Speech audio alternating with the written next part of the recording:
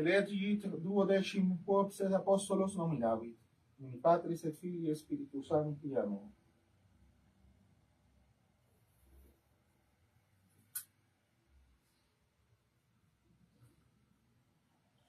Queridos fieles, estamos celebrando hoy, en este domingo, precisamente la fiesta del apóstol San Bartolomé.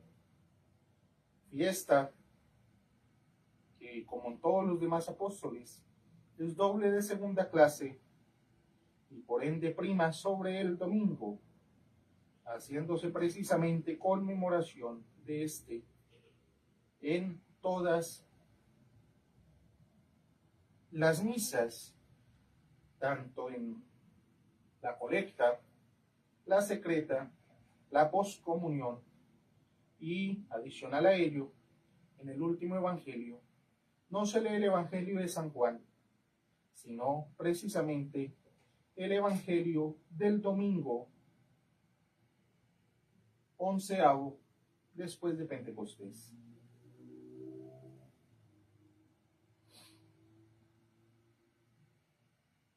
San Bartolomé, queridos fieles,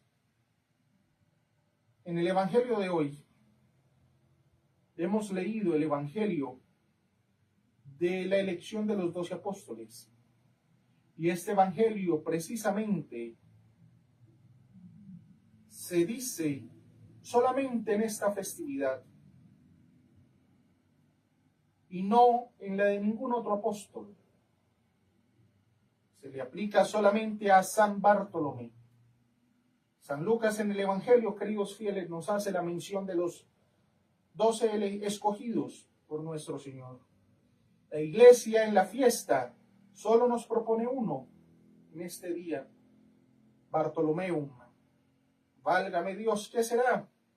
¿Qué será acaso, queridos fieles, lo que nuestra buena Madre Iglesia nos quiere decir? ¿Que este uno vale por todos aquellos 12? ¿Será acaso que nos quiere dar a entender que en uno solo, Bartolomé, se hallan juntas todas las virtudes, todas las perfecciones que se celebran, repartidas entre todos los demás? O in alis divisa sunt collecta tenes. Si yo dijera esto de nuestro santo que celebramos hoy, no sería yo el primero que lo dijese, ni el último. Pero tampoco quiero ser el segundo que lo diga. Las ponderaciones excesivas nunca se tuvieron por elogios verdaderos. Los cotejos odiosos hacen poca merced a los santos y menos a los oradores. Pues, ¿por qué razón, queridos fieles, la Santa Madre Iglesia, que en lo dogmático es siempre inspirada y en lo ritual lo es muchísimas veces, por no decir en la mayoría, del Espíritu Santo, hoy se canta el evangelio de la elección de los 12 apóstoles en el día de San Bartolomé y no le canta en alguna otra festividad? La verdadera razón, queridos fieles, yo que me dedico a estudiar la liturgia, que soy liturgo, por así decirlo, no he encontrado razón. La iglesia misma la sabe, pero a nosotros no nos la ha comunicado. Pero siendo lícito a cada uno discurrir lo que le pareciese, como discurra con juicio y sin temeridad, digo que le aplica la elección de todos, para darnos a entender que entre todos fue nuestro santo celebrado hoy, escogido con mucha especialidad. Todos fueron divinamente escogidos, queridos fieles, pero San Bartolomé, el escogido de los escogidos, no es el Papa, el primero entre todos, el más perfecto de los apóstoles. Vemos que traiciona al Señor, pero a pesar de eso, el Señor lo escoge como Papa. Pero que San Bartolomé sea el escogido de los escogidos no quiere decir que solo este valía para todos juntos y que todos juntos no hacían un solo Bartolomé. Líbreme, Dios, de semejantes cosas, que sería mejor llamarlas arrojos temerarios, injuriosos a los santos, seguros en la religión, y que no son el mayor panegírico de los mismos panegiristas. San Bartolomé, queridos fieles, es hijo de un príncipe. Así nos lo da a entender la Iglesia en la tradición. Solo quiere decir que el Señor tuvo especialísimas razones para escoger muy particularmente por su apóstol a nuestro santo de este día. Y esto, que parece nada o cosa muy común, es un elogio tan particular, como lo veremos después. El mismo Señor que hizo entonces la elección honra hoy personalmente en su iglesia esta festividad. Allí, después que hizo el nombramiento, lo leemos en el Evangelio, bajó desde el monte al llano para honrar en presencia de toda la muchedumbre a los que había escogido. Descendens humilis. Aquí baja del cielo a la tierra para ejecutar lo propio. Allí se dejó ver acompañado sus nuevos 12 apóstoles. No dentro de la ciudad o de alguna población, sino en el campo. Stetit in loco campestri, nos dice el Evangelio. Aquí se deja ver al lado de su escogido Bartolomé en un sitio muy parecido. Allí presentó los nuevamente nombrados, en primer lugar a sus discípulos, turba discipulorum, y después a los demás, que de la ciudad y poblaciones vecinas habían concurrido para oírle y para pedir remedio en sus necesidades. En multitudo copiosa y venerant ut audirent cum eum et sanarentur. Aquí presenta Bartolomé, ante todas cosas, a los que tantos títulos son de los discípulos especiales. No sé qué si hubiese representado entonces allí, cosa que hoy no se copia aquí. Lo principal de aquella escena fue la elección común de los 12 apóstoles. La principal en este día es la elección especial de Bartolomé, el apóstol singularmente escogido. Lo primero por lo que hizo y lo segundo por lo que padeció. La elección que hizo Cristo de los apóstoles para el apostolado fue tan gratuita, tan libre y tan voluntaria como lo es la elección de los predestinados para la gloria. Ni en aquella ni en esta preceden méritos de los escogidos, siendo una y otra afecto puro de la bizarría y de la beneficencia de quien los escoge. Por eso ni San Bartolomé ni ningún otro apóstol puede justamente gloriarse de haber sido escogido de Cristo para el apostolado. Que esa fue gracia, que fue por gracia, no fue por mérito propio. Fue gloria, fue dicha, fue fortuna, pero no merecimiento. Más claro fue hacer Cristo cuanto pudo hacer en materia para honrar a los apóstoles, pero no fue hacer algo a los apóstoles por servir a Cristo. Así que en punto de elección todos fueron iguales. Pero en medio de esta igualdad, considerado el motivo de la elección, pudo caber y efectivamente cupo suma desigualdad. Atendida la previsión de la correspondencia, esta pudo ser y efectivamente fue enormemente desigual en todos. En unos siempre fina, en otros no lo fue siempre. Vemos a Judas Iscariote, por ejemplo. En unos siempre constante, en otros vacilante alguna vez. En unos siempre fervorosa como San Juan, en otros alguna vez no solo tibia como Tomás, sino enteramente resfriada, en unos perpetuamente fiel, en otros no tanto, algunas veces, y en uno abiertamente alevosa. Ninguno de los apóstoles dejó de dar que sentir alguna vez al Salvador y de hacerse acreedor o a sus reprehensiones o a su seño. Pedro le niega con torpeza, Juan y Santiago preceden con ambición, Felipe pregunta con desconfianza, Santiago el feo teme con pusilanimidad, Andrés, Simón y Tadeo se vuelven a sus redes con poca constancia. Mateo muestra en cierta ocasión un poco de cobardía, Tomás duda con pertinacia y Judas le vende con la mayor traición. De manera que de los 11 apóstoles, uno es infiel, 2 son ambiciosos, 3 inconstantes, otros 2 pusilánimes, uno desconfiado, otro incrédulo, el peor alevoso. Solo en Bartolomé, queridos fieles, no se lee en todo el Evangelio que hubiese dado al Señor el más leve motivo de queja o de sentimiento. Una vez que se resolvió a seguirle, nunca volvió pie atrás. Lo hizo con constancia, con fervor, con empeño, con generosidad, con la mayor nobleza de corazón. Muchos de sus compañeros dejaron las redes, pero se volvieron a ellas. A rato seguían a Cristo, a rato se volvían al barco. Pero Bartolomé, una vez que las dejó, no las volvió a tomar en las manos, ni volvió a acordarse de ellas. Inseparable siempre de la persona de Cristo, ninguno le seguía con mayor constancia, ninguno le escuchaba con mayor suspensión, ninguno le observaba con mayor asombro, ninguno le quería con mayor ternura.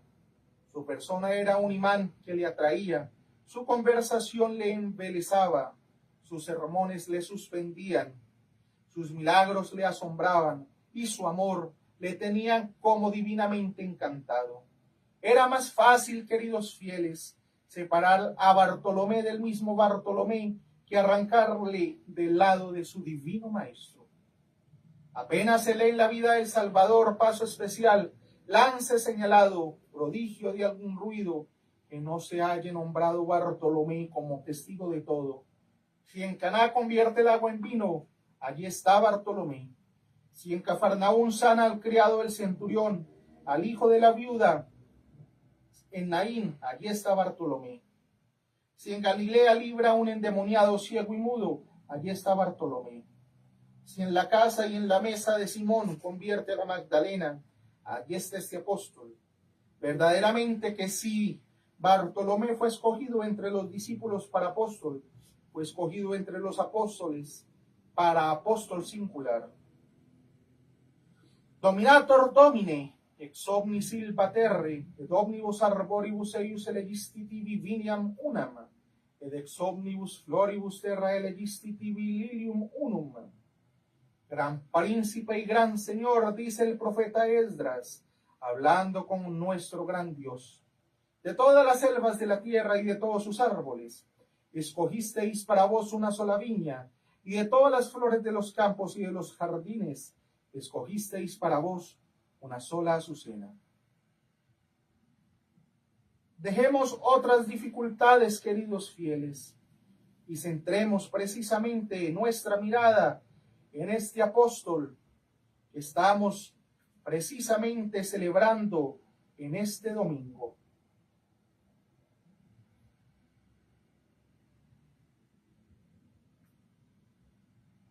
Es cierto, queridos fieles, que no fue solo la azucena entre las flores, ni fue solo la viña entre los árboles las que merecieron la elección de Dios. Entre los árboles, dejando a un lado el árbol de la vida por desconocido de los que conocemos, escogió al oliva para anunciar la paz a Noé, escogió el cedro al ciprés, al plátano y a la palma, para exaltación de su madre, de su esposo y de su iglesia. Escogió a todos los árboles del monte Sinaí para publicar la ley, y hasta la zarza la escogió para hablar desde ella a Moisés. Entre las flores, escogió a la rosa para coronarse, el nardo para ungirse, el jacinto ya para diversión de las manos, ya para adorno de los pies. Pues porque dice el profeta que Dios escogió entre todos los árboles a la viña, y entre todas las flores a la azucena, y por hacer un especial favor a la azucena y a la viña, hace un desaire especial a todos los demás árboles y a todas las demás flores. Porque hay que escoger, hay escoger de escoger, hay escoger para una cosa y hay escoger para otra, y entre lo escogido puede haber más escogido. El profeta no dice absolutamente que las demás flores y los demás árboles no fuesen también escogidos, Únicamente dice que el Señor escogió a la azucena y a la viña para sí, para sí. En aquel tibia está el miqui del misterio. Fue escogida la oliva, pero para Noé. Fueron escogidos los árboles del Sinaí, pero para Moisés.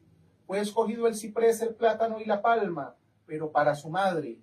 Fue escogida la rosa, el nardo y el jacinto, y lo fueron para el mismo Señor. Mas no para todo él, la rosa y el nardo, solo para su cabeza, aquella para coronarle. Coronemus nos rosis, para ungirle, ungüento nardis picanti. El jacinto para las manos, manus eius plena y ascintis, y también para los pies, calceavite y ascinto. Mas la azucena y la viña fueron escogidas para él y para todo él. ¿Quién ha de negar, queridos fieles, que todos los apóstoles fueron escogidos de Dios cuando les está clamando el mismo evangelio que hemos leído hoy?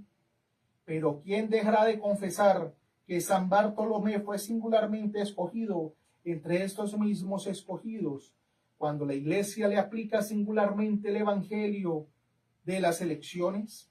A los demás apóstoles los escogió principalmente para otros y después para sí. A Bartolomé le escogió principalmente para sí y después para otros. Escogió a Pedro para la Italia y de manera principal para toda la Iglesia. Escogió a Andrés, pero para Grecia y especialmente para la provincia de Acaya. Escogió a Juan, pero para el Asia. Escogió a Santiago, pero para España. Escogió a Tomás para la India, y aunque también escogió a Bartolomé para la misma India, para Licaonia, para Albania y para Armenia, pero principalísimamente le escogió para sí. Por eso, aunque a los demás apóstoles les permite que muchas veces se separen de su majestad, aunque hace 1000 cosas grandes, sin que muchos de los demás sean testigos, pero su querido Bartolomé ha de estar casi siempre a su lado, para hacerlo de las principales. Cuando hace el primer milagro, está presente este apóstol. Cuando sana enfermos, está presente. Cuando resucita muertos, también está presente. Cuando libra a los endemoniados, también está presente. Cuando convierte a los pecadores, esté presente Bartolomé, porque Bartolomé ha de ser inseparable de su lado.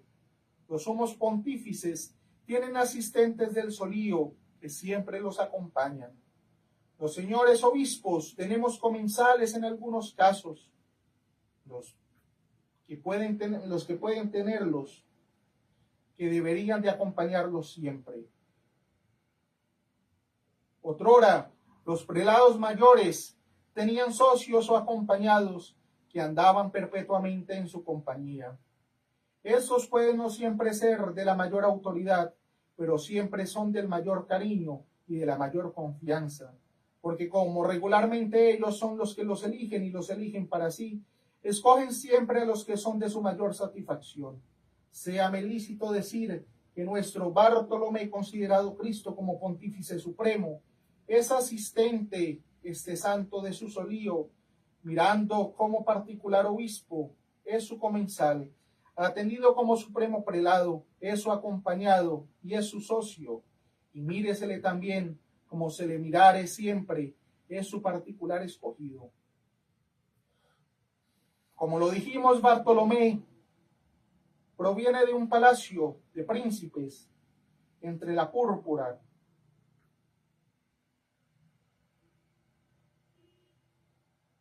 como no lo fue algún otro. Algunos dicen que fue pobre, pero que eso lo disputen los historiadores y los críticos, que no viene en caso para este día.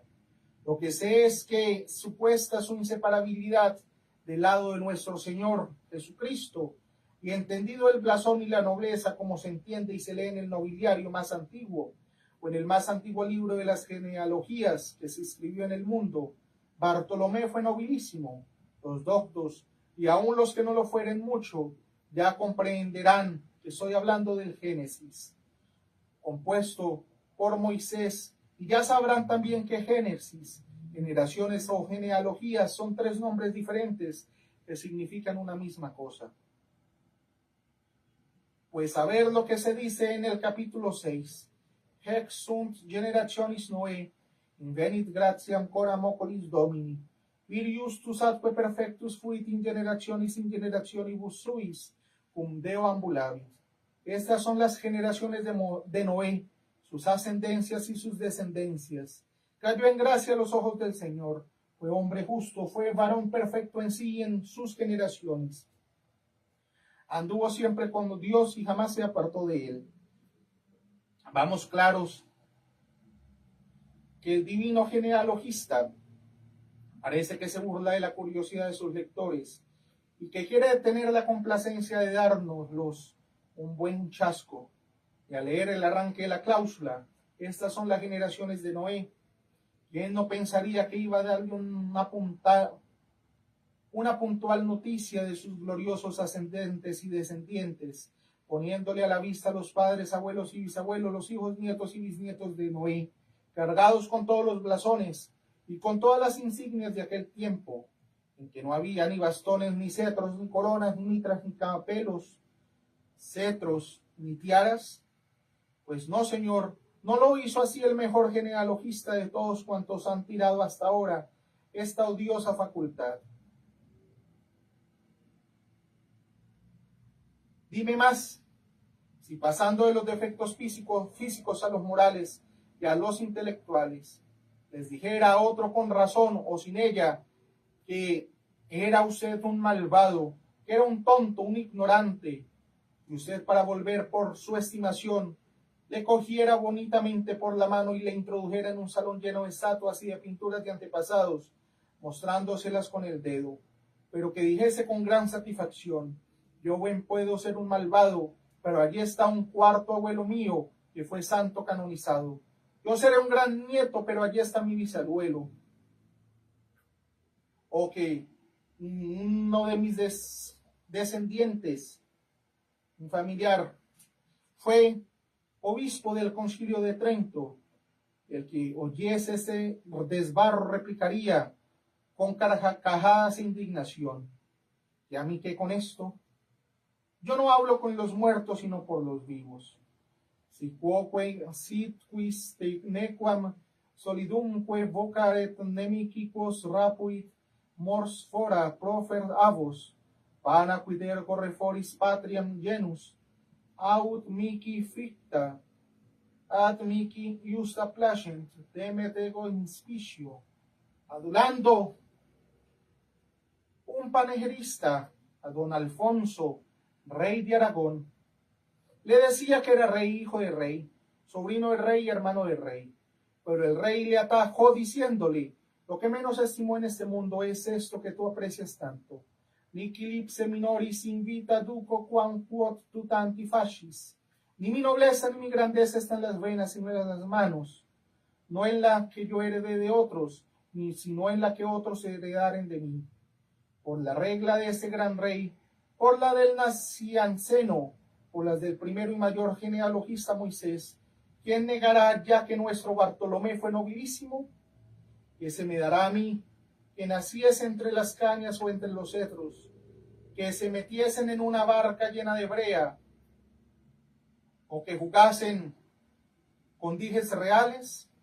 La verdadera genealogía de Bartolomé es esta: cayó en gracia a los ojos del Señor, y le cayó tan en gracia que le escogió para apóstol, y para apóstol singularmente escogido. Fue hombre justo, y tan justo que hay quien diga fue aquel Natanael, verdadero israelita, y en quien por boca de la misma verdad eterna no había dolo ni malicia.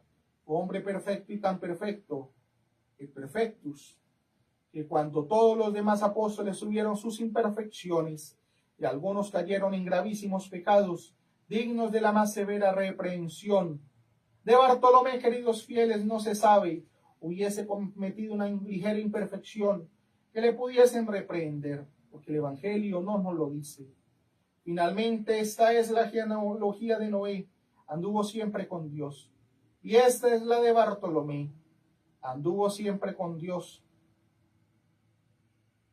Desde que Cristo lo llamó hasta el día en que Cristo murió, casi siempre estuvo Bartolomé al lado de nuestro Señor. Casi siempre anduvo con su Rey y con su Dios. ¿Es Cristo convidado a las bodas de Caná? Pues entra a visitar al centurión, pues pasa de camino por la ciudad de Naín, pues predica y hace prodigios en Galilea, pues asiste en Betania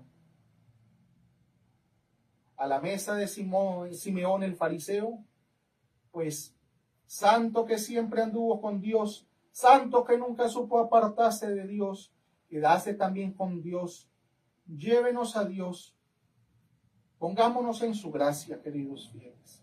Dice el glorioso San Basilio que la razón de tomar Cristo nuestro Señor, nuestro cuerpo visible, fue para que nos sirviese de un retrato por el cual pintásemos en nuestras almas solo que en él viésemos, y que solas aquellas cosas nos pareciesen bien, que Cristo hubiese tomado para sí, por donde diciendo el profeta David, et surge domine in precepto quod mandasti, declara San Agustín, humilitatem precepisti, humilis appare, porque entonces, sinagoga populorum circundavit, tendrá a los hombres a quien mirar, y no les quedará ninguna disculpa para desechar lo que vos hacéis.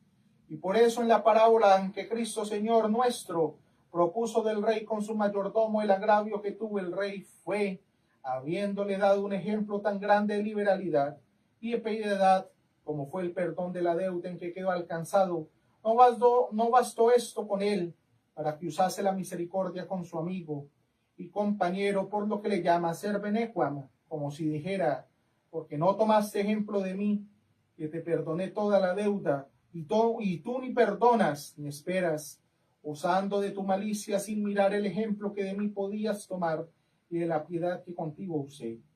Esto vemos hoy, queridos fieles, hoy en el mundo.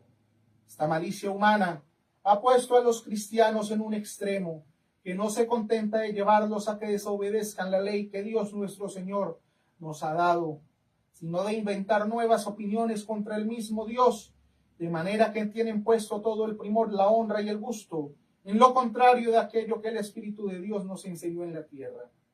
Pecar por flaqueza se sufre, pero pecar por honra es cosa diabólica.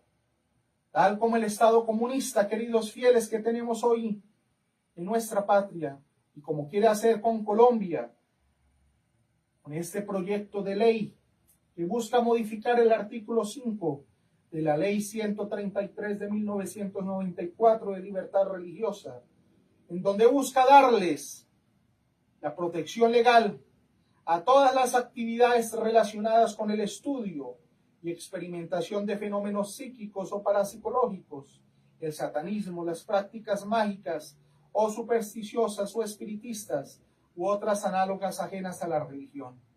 Nosotros, como Sociedad de Cristo Rey, nos oponemos a esta reforma, ya que va en contra de la única verdadera religión. El hombre que se aleja de la religión católica no tiene paz para su espíritu, siempre en la duda o en la inconsecuencia. Cuando quiere razonar, siempre fluctuando al capricho de su razón débil y tambaleante, vive en la agitación y la inquietud o en prácticas llenas de paganismo, tan contrarias a los misterios revelados por la fe cristiana. Necesitamos, queridos fieles, que se lleve a cabo en nuestra patria una noche como la Saint-Barthélemy en Francia, tal como aconteció en la noche del 23 al 24 de agosto de 1572. Pero debemos de preguntarnos, ¿acaso en nuestro país tenemos algún Luis IX de Francia o algunos hombres como sus paisanos que decidieron defender la religión cristiana de todo error protestante? ¿O aquí en Colombia de todo error del paganismo, del comunismo y de la masonería? Tenemos personas capaces de traer una cruzada a nuestra patria contra la masonería, comunismo y la falsa iglesia del Vaticano II. Creo que no. Todos o están sometidos al laicismo, a la masonería, al liberalismo o al modernismo destructor de la sociedad. o son unos tontos perros mudos que no sirven para nada. Recordemos lo dicho por el siervo de Dios, Ezequiel Moreno, aquel 30 de noviembre de 1900, en nuestras tierras, en su diócesis de Pasto. Es un error, y error funesto a la iglesia y a las almas, transigir con los enemigos de Jesucristo y andar blandos y compacientes con ellos. Que bien se han conseguido con las blanduras y coqueteos con los enemigos de Jesucristo. ¿Qué males se han evitado, pequeños ni grandes, por estos caminos? No se consigue otra cosa con esta conducta que afianzar el poder de los malos. Algunos de los mismos que nos hacían la guerra recordaban que Jesucristo había predicado la paz, que su religión es paz, y paz, paz. Gritaban al mismo tiempo que alistaban tropas contra nosotros. Pidamos pues, queridos fieles, a nuestro Señor, que nos conceda, así como le dio la gracia a Francia, de aquella noche de la Saint-Barthélemy, en donde fue frenada precisamente